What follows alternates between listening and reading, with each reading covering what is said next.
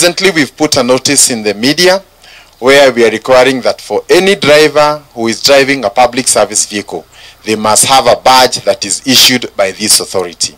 And this has been necessitated by the fact that anybody today with a PSV driving license can drive a PSV. Whether they misbehave or don't misbehave, the process of getting them off the road is very difficult. But now this badge is going to be issued by us, and in the event that we find your behavior or conduct to be inconsistent with our expectations on you on the road, then we shall withdraw that. The same will also apply to the conductors who will also be serving the public.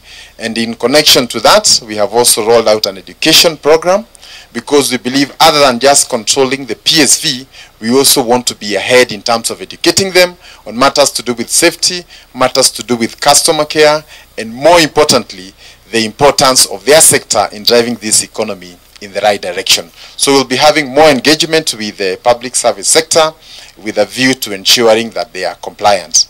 Secondly, you are aware last year we had stopped PSVs from operating at night because of the situation that was there.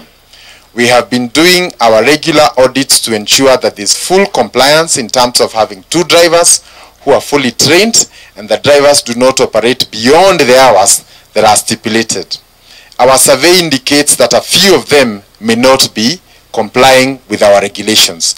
And in connection to that, we have been doing night survey to ensure there's compliance, and those who are found to be non-compliant will have their licenses for night travel revoked.